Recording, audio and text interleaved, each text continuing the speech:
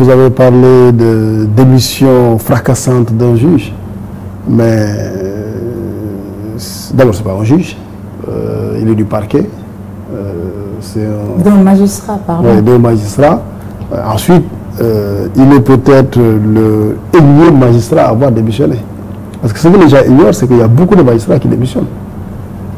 Il y en a qui démissionnent pour des convenances personnelles. Convenances personnelles. Il y en a qui démissionnent pour changer de profession, simplement. Lui, il a démissionné pour envoyer un signal pour dénoncer le mode de fonctionnement du système judiciaire. Il a démissionné, je constate, pour être candidat à la présidentielle. Pas forcément.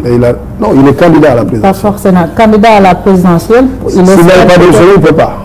Ça ne fait pas de politique. Il espère peut-être changer l'ordre des choses, revoir un peu le mode de fonctionnement du système judiciaire sénégalais, mais dans les premières raisons invoquées, il n'est pas en phase avec le mode de fonctionnement de cette justice qu'il a voulu servir. Une hirondelle ne fait pas le printemps.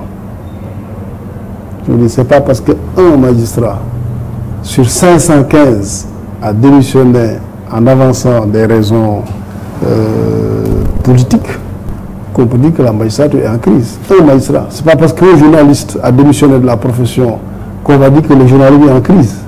Ce n'est pas parce qu'un professeur d'université démissionne de l'université et que l'université ne fonctionne pas bien, donc je démissionne, que l'université est en crise. De mémoire d'avocat depuis 30 ans, vu la manière dont il a procédé, c'est la première fois que je constate cette forme de démission. Et c'est, comme j'ai dit tout à l'heure, presque un acte de désespoir. Vous avez des jeunes qui ont épousé une profession avec conviction, avec des rêves, en pensant qu'ils allaient pouvoir juger, conformément au serment qu'ils ont prêté, et en vertu des lois et règlements, sans influence extérieurs, et qui, au dur contact de la réalité, se rendent compte que la profession chimérique, platonique dont ils pensaient n'est pas celle-là qu'ils sont en train de vivre. La démission d'un fonctionnaire, et plus particulièrement d'un magistrat, n'est pas un fait récurrent. Et la façon par laquelle il a organisé son départ avec fracas, avec brio, doit nous inciter à méditer sur le sort de la justice. Depuis quelques années, la justice est en train d'envoyer des signaux par plusieurs canaux. Tantôt c'est le barreau, tantôt c'est les magistrats par l'UMS, tantôt c'est les travailleurs de la justice à travers le Sudjust. Il y a des problèmes et il ne faut pas s'en voiler la face.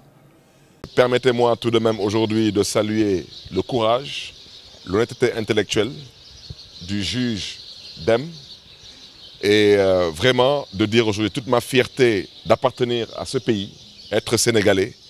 J'ai toujours dit que ce pays va changer, c'est mon intime conviction. Parce qu'il y a une génération à laquelle nous appartenons. Dans cette génération, il y a des magistrats, il y a des politiques, il y a des policiers, il y a des gendarmes. Et ce sont des gens qui considèrent qu'ils doivent vivre dans une démocratie. Cette démocratie ne doit pas être un slogan, mais une réalité.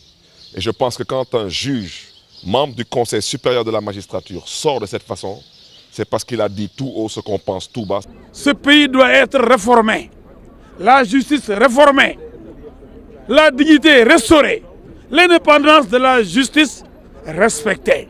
Le juge Dème a montré le chemin de la dignité, le chemin de l'honneur. Le magistrat doit être un homme d'honneur, un homme de dignité, un homme indépendant pour dire le droit dans toute sa rigueur.